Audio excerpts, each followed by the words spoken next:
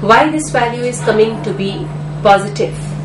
Why this value is coming to be positive?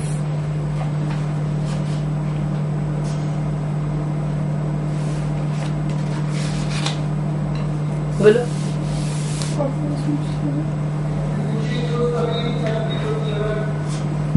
आपको ये कहा जा रहा है कि कॉपर और कॉपर 2 पॉजिटिव की वैल्यू है, वो पॉजिटिव आ रही है, इसकी वैल्यू पॉजिटिव क्यों आ रही है, नेगेटिव क्यों नहीं आ जाती?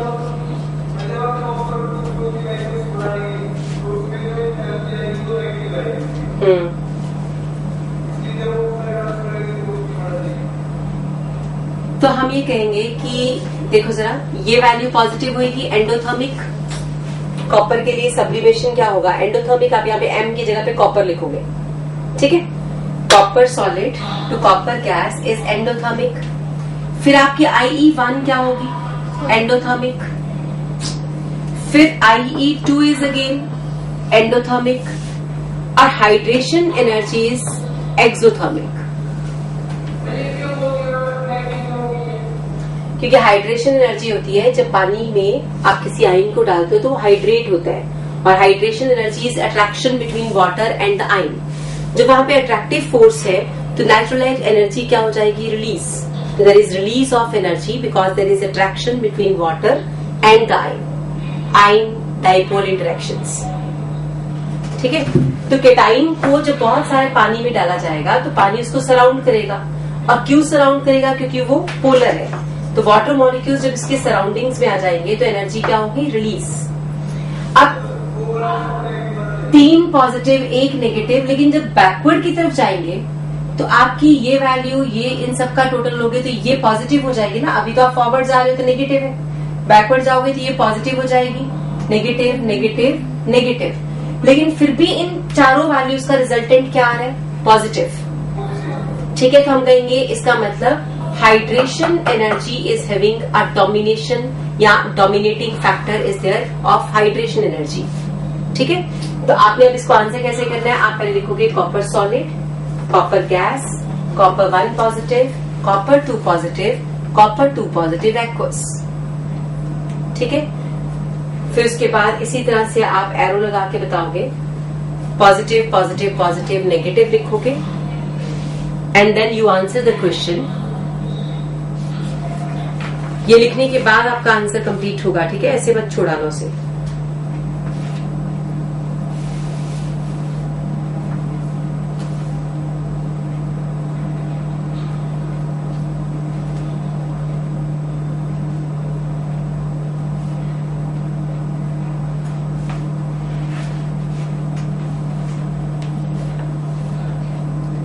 और अब आप लिखोगे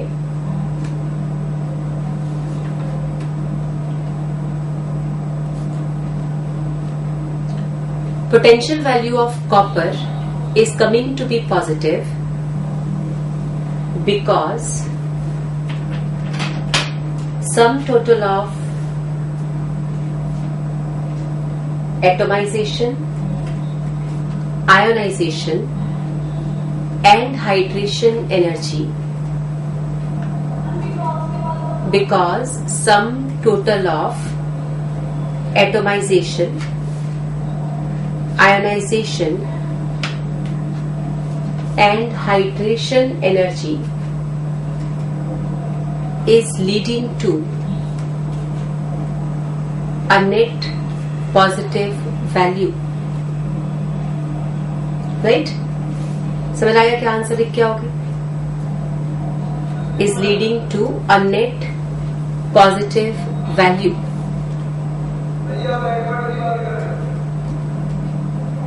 हम इसको ऐसे बात कर रहे हैं कि जब हम इस प्रोसेस को कंडक्ट करेंगे तो थर्मोडायनेमिक्स कहती है जब तक मैग्नीट्यूड पॉजिटिव ही नहीं है तब तक प्रोसेस एंडोथर्मिक हो ही नहीं सकता। तो मान लो मुझे ये वैल्यूज दी जाए 1 2 3 4, ये चारों वैल्यूज जब दी जाएंगी, इन चारों वैल्यूज को हम सम करेंगे, ऐड करेंगे, क्योंकि weather a process is conducted in 4 steps और 1 single step, energy remains conserved, ठीक है।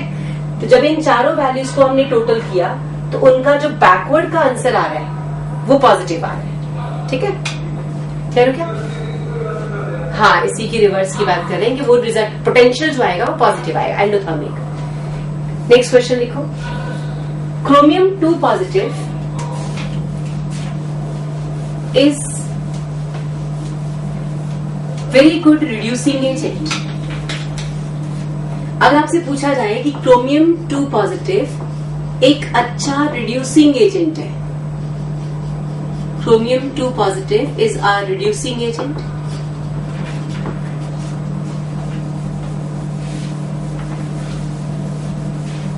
तो आपको एक्सप्लेन करना है कि ऐसा कैसे हो सकता है। यानी अब आपको ये ध्यान रखना है कि क्वेश्चन कोई भी आए, आपने उसके आंसर को प्रूव करके देना है, क्योंकि इनऑर्गेनिक केमिस्ट्री में हमारा काम है आंसर सोच के बताना है कि आंसर क्या हो सकता है। अगर मैं कह रही हूं कि क्रोमियम 2 पॉजिटिव रिड्यूसिंग एजेंट है, तो that means it is going for oxidation. इसका मतलब ये खुद की ऑक्सीडेशन करेगा। अब क्रोमियम की कॉन्फ़िगरेशन 2 पॉजिटिव की है 4s0 3d4।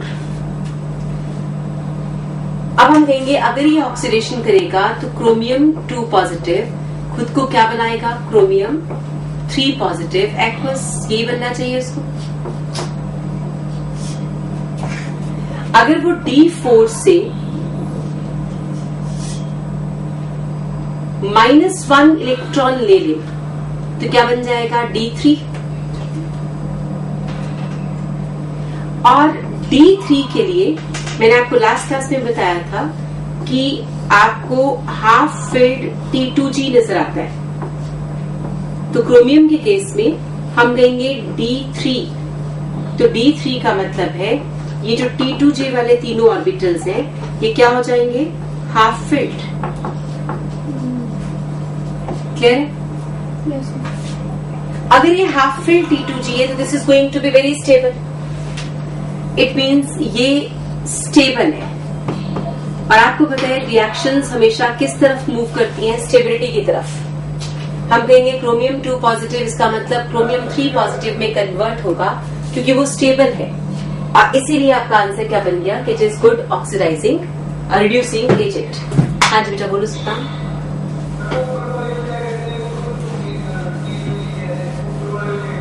Eg, ऊपर वाले को कहते हैं Eg, नीचे वाले को T2G।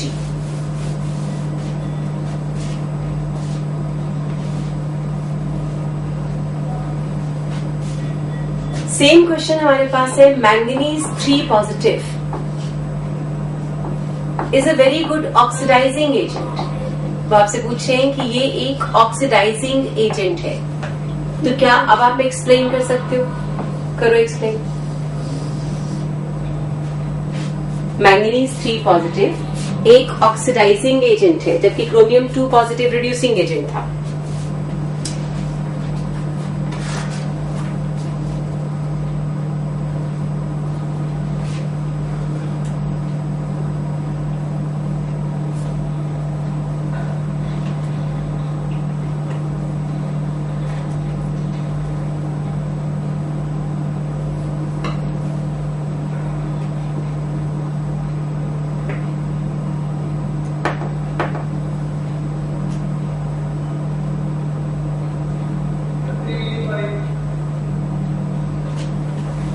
D5, right.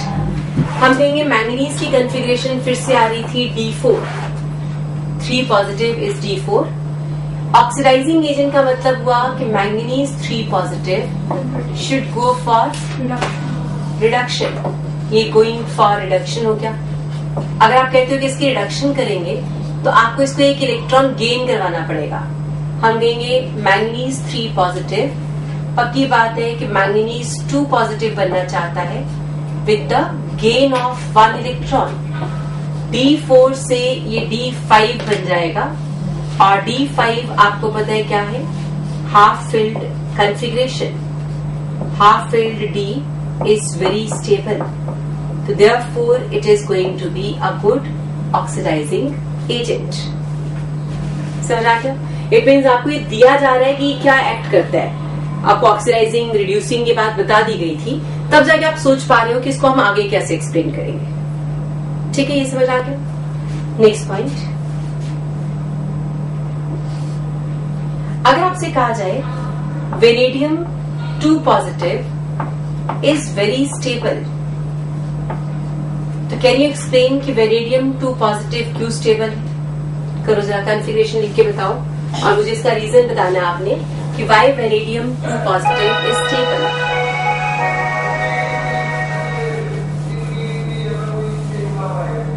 कितना आ जाएगा? D3 आ जाएगा इसमें. यस, ये 4s2 3d3 है तो आपको ये D3 आ जाएगा. ये दो चले गए तो D3 का मतलब है half filled T2G. It's going to be half filled T2G. हाँ जी बेटा बोलो.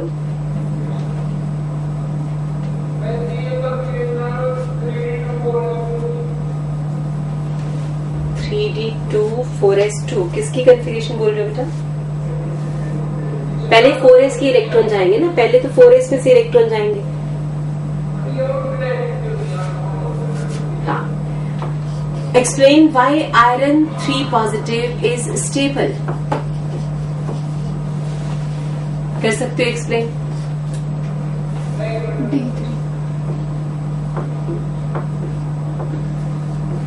Zinc 2 positive is stable. 4s0 3d 5 आ जाएगा तो ये हाफ फिल्ड है इसलिए स्टेबल.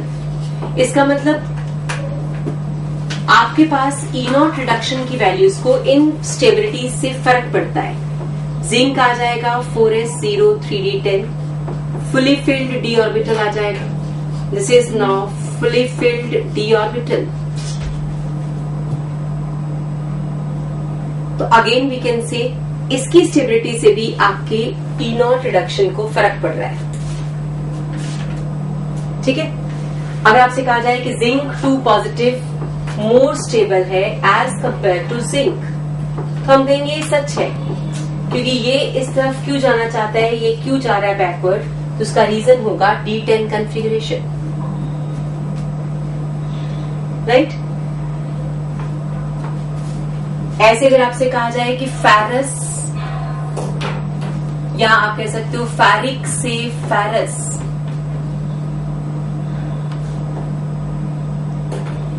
ये नहीं बन सकता या ये रिएक्शन बैकवर्ड जाना चाहती है तो आपको ये बैकवर्ड क्यों जाना चाहेगी? Again reason is stability. Clear है? तो this is about your reduction potential and how we can compare their stabilities.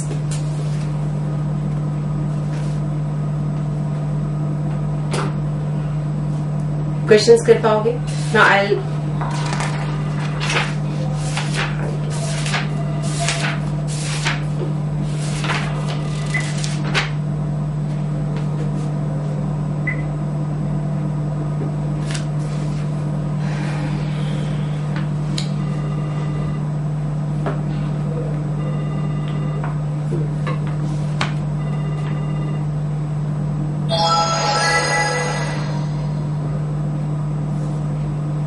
Okay. गुबावी सेंटर बोर्ड पे फोकस करो.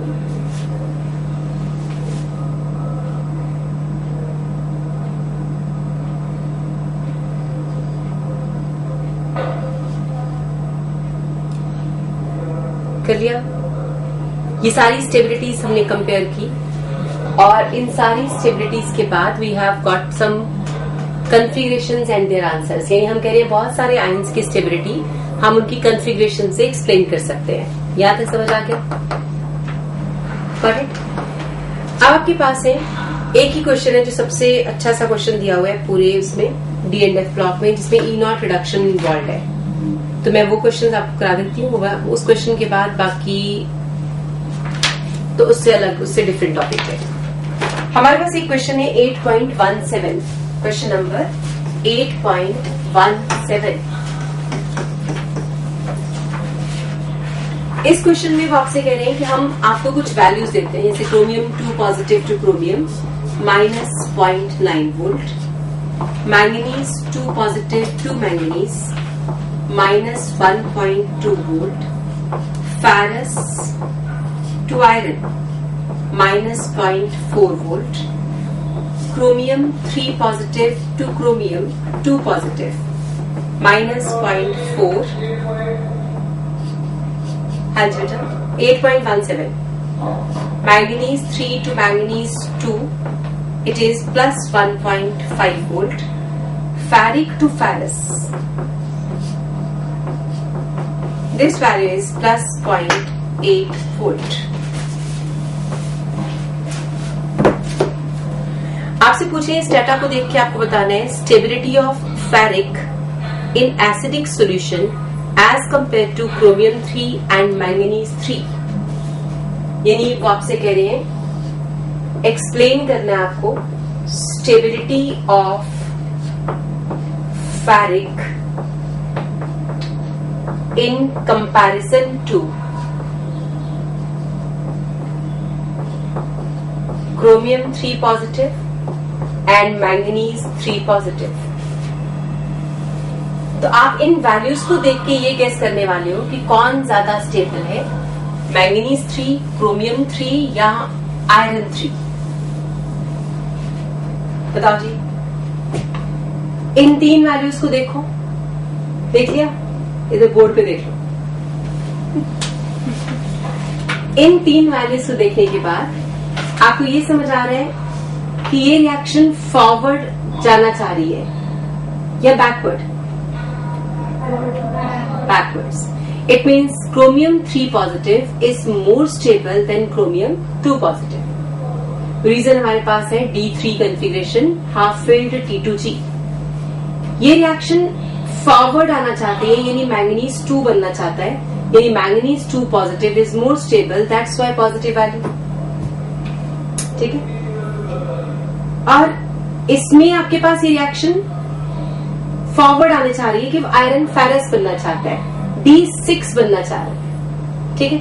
इट मीन्स चाहे कॉन्फ़िगरेशन वाइज, चाहे कॉन्फ़िगरेशन से हमें लगता है कि फेरिक स्टेबल है, लेकिन एसिडिक मीडियम में फेरिक से ज्यादा स्टेबल कौन हो जाता है? फेरस. उन्होंने कहा explain the stability in acidic medium. It means acidic medium में, हाँ जी बेटा, एसिडिक मीडियम जैसे रस्टिंग होती है, तो अगर रस्टिंग में एसिडिक मीडियम ना हो तो आयरन सिर्फ फेरस तक ही ऑक्सीडाइज होता है, फिर वो एसिड प्रेजेंट होता है, इससे फेरस से फिर क्या बन जाता है? ऑक्सीडेशन टू फेरिक, तभी आपका फेरिक ऑक्साइड बनता था. तो बेसिक मीडियम में वो फेरस से फेरिक वाली रिएक्शन नहीं होगी, इसीलिए हम एल्केलाइन फॉस्फेट्स लगाते थे टू प्रिवेंट रस्टिंग. तो हम कह रहे हैं एसिडिक मीडियम में, इसका मतलब ये रिएक्शन फॉरवर्ड चला जाता होगा. ठीक है. अब हमें कहा जा रहा है कंपेयर द स्टेबिलिटी. आप बताओ इन सब में से क्या मैंगनीज 3 आपको कहीं स्टेबल नजर आया? ये दोनों तो फिर भी हमें नजर आता है ना कि ये रिएक्शन बैकवर्ड जा रही है, इट इज वेरी स्टेबल. ये बैकवर्ड जा ही नहीं रही है तो फॉरवर्ड जा रही है, ये रिएक्शन फॉरवर्ड जा रही है. इट मीन्स सबसे ज्यादा स्टेबल 3 पॉजिटिव किसका है? क्रोमियम का. तो आप कहोगे chromium 3 positive is very stable, highest stability उसी की थी. आप बताओ मैंगनीज 3 और आयरन 3, यानी मैंगनीज 3 अगर आप बनाना चाहते हो तो वैल्यू हो जाएगी -1.5, और आयरन 3 अगर बनाना चाहते हो तो वैल्यू हो जाएगी -0.8. तो बताओ कौन ज्यादा स्पीड से बनना चाहेगा, -1.5 या -0.8? 0.8. तो आप कहोगे फेरिक की स्टेबिलिटी इन बिटवीन चली गई, और सबसे अनस्टेबल यहां पे नजर आया मैंगनीज 3 पॉजिटिव. ये D4 है, ये आपके पास D5 है, और ये D3 है. ये हाफ फिल्ड T2G था, हाफ फिल्ड T2G. ये हमारे पास वैसे ही डी फिल्ड है, हाफ फिल्ड D ऑर्बिटल, और वो कुछ भी नहीं है, ना हाफ फिल्ड ना हाफ फिल्ड T2G. तो हम कहेंगे stability wise chromium 3 positive is most stable out of manganese 3 and iron 3. हम कहेंगे मैंगनीज फॉरवर्ड जल्दी जाना चाहता है, सब बैकवर्ड सबसे स्लो आएगा, और फेरिक फॉरवर्ड थोड़ी स्लो जा रहा है, इससे बैकवर्ड जल्दी आ जाएगा. ठीक है, इसलिए फेरिक की वैल्यू नंबर 2 पे चली गई और मैंगनीज 3 इज लीस्ट स्टेबल। समझ आ गया कन्फिगरेशन से हमने कैसे रिलेट किया उस आंसर को। सेकेंड क्वेश्चन इसी में से पूछा गया था, ease with which iron can be oxidized as compared to a similar process for either chromium or manganese metal। वो करें किस ईज से आयरन, अब हमें आयरन कहा गया, फेरस फेरिक नहीं, वो कह रहे हैं किस ईज से आयरन, मैंगनीज और क्रोमियम किसकी ऑक्सीडेशन सबसे फास्ट होगी। Ease with which metal can be oxidised, ease with which metal can be oxidised. तो आप बताओ कौन जल्दी ऑक्सीडाइज हो सकता था। सबके रिडक्शन पोटेंशियल गिवन है, अगर इसका ऑक्सीडेशन पोटेंशियल लिखूं तो ये +0.4 हो जाएगा, this is E not oxidation. इसका ई नॉट ऑक्सीडेशन हो जाएगा +1.2 और इसकी वैल्यू आएगी +0.9। आप बताओ सबके ऑक्सीडेशन पोटेंशियल अगर आपके पास हैं तो सबसे ज्यादा ऑक्सीडेशन पोटेंशियल किसका है, मैंगनीज, फिर उसके बाद क्रोमियम और फिर उसके बाद आयरन।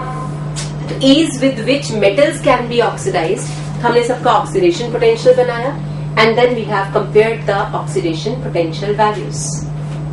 दोनों क्वेश्चन समझ आ गए। ये क्वेश्चन जब वहां पेपर में दिखते हैं तो एकदम से सोचता ही नहीं है कि लिखें क्या, इसलिए मैंने आपको ये दोनों क्वेश्चंस करा दिए कि ये क्वेश्चंस एनसीईआरटी में गिवन है। वो क्वेश्चन पूछ रहे हैं कि ease with which metal can be oxidised, यानी नीचे वाले तीनों नहीं देखने, सिर्फ मेटल वाले पोटेंशियल देखोगे। सबका ऑक्सीडेशन पोटेंशियल मोर